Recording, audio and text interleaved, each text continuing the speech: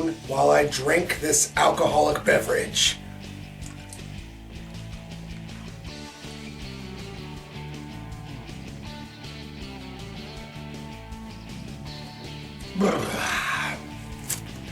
Whew, yeah. What's good, cyberpunks and retro nerds? Welcome back to another edition of Neon Trash. Today is a special episode because it is Tommy the Hammer's holiday episode. I thought we would do things just a smidge differently here. Normally I dress up as Santa Claus and get very intoxicated and say a bunch of crazy, stupid shit while we review a movie or I talk about, current events and politics. But today we're going to be doing something that, I would rather be doing, mainly because I love reviews like this, where we combine video games and movies. That's right, guys. We're going to be doing the old game movie night review. And first up, we're going to be checking out the Super Nintendo Crap Fest Wolfchild.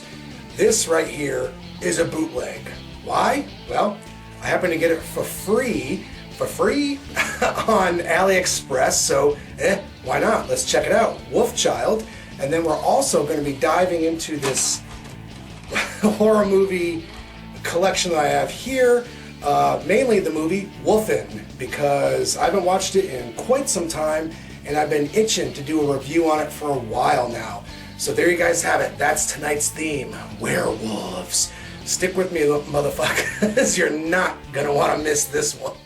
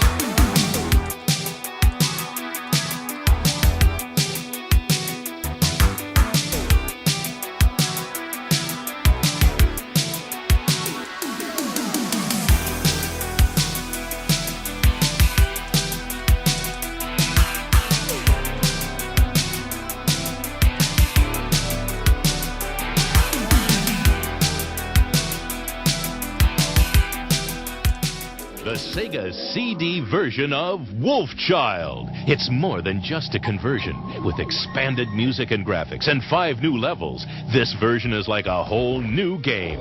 Your father's been kidnapped and your family murdered, so you continue your father's experiments in human and animal mutations and transform yourself into a powerful man-wolf. Many scenes were just too big to fit onto a single Sega cartridge. But now, thanks to the power of the Sega CD, they're all here in one hard-hitting action spectacular. Wolfchild, available now for the Sega CD. Oh boy, oh boy. Where to start with the game Wolfchild? This is one of those old school 16-bit obscure titles from way back in the day. They seem to fill a lot of our local video rental stores, lining the shelves with these random, no-name action platformers. There's just something about these kind of over-the-top, low-budget offerings that remind me of exploitation films. They're definitely produced in a less than reputable way, and they're not necessarily designed for longevity. Like, they're not trying to make a whole series out of Wolfchild here. They were just gonna probably crank this son of a bitch out, make it a multi-console release, and see if they can scratch up some dough from it. And that's pretty much what this type of game is. The graphics, they weren't bad. The platforming, I mean, it felt, relatively solid.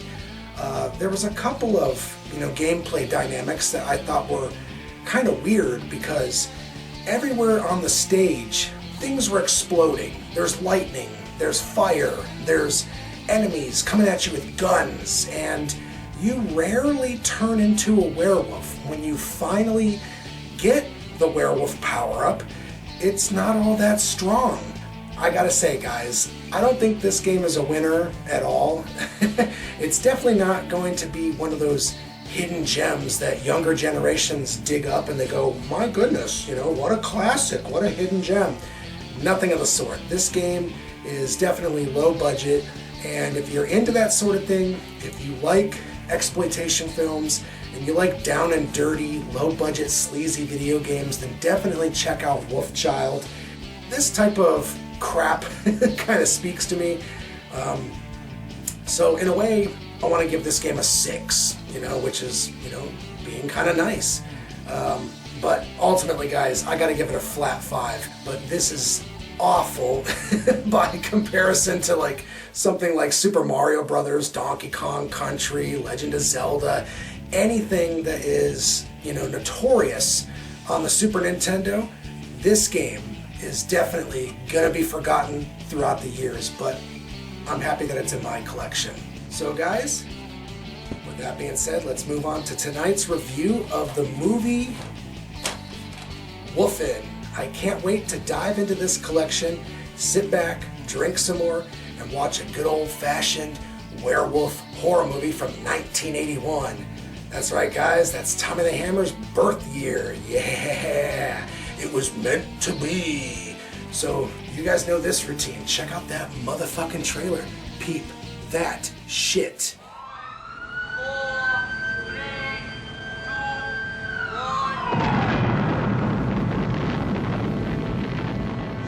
2, 1. Orion Pictures presents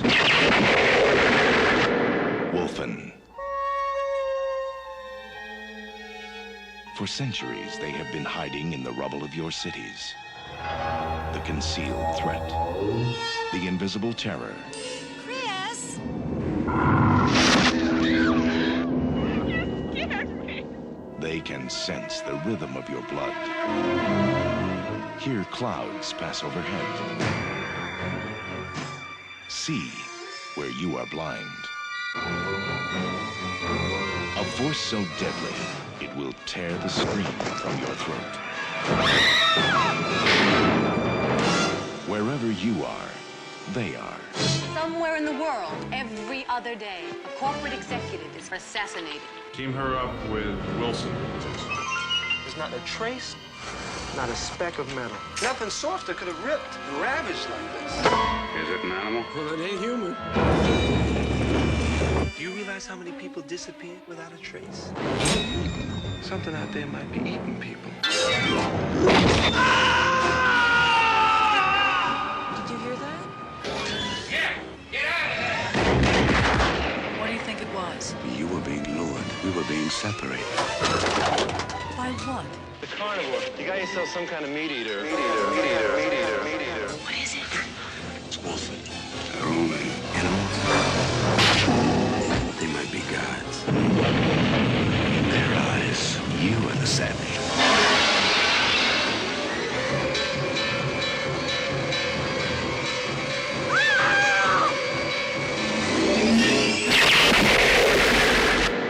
Wolfen. All right, guys, I just got done watching the movie Wolfen from 1981, and man, has it ever been a long time since I've watched this flick. This is definitely a slower-paced horror movie, to say the very least. Strangely enough, the director of this movie is from Akron, Ohio. Shout out to my peeps. And his only other directing credit is the Woodstock movie. Okay. This movie does not skimp on the gore.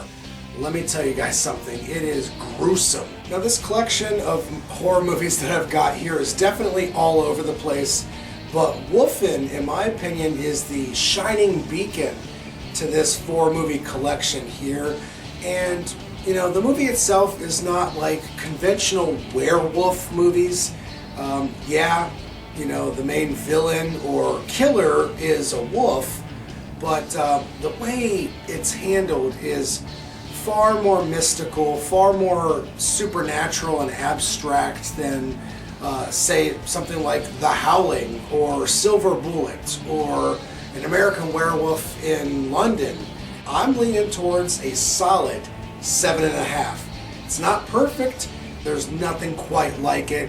If you've got the patience for the slower execution to the narrative and the dialogue, and you like old school crime movies from like the 70s and the 1980s, then definitely check it out. So guys, I hope I've been informative. Until the next time, tune in to Neon Motherfucking Trash. And happy holidays, guys. Merry Christmas and season's greetings and all that bullshit. Cheers.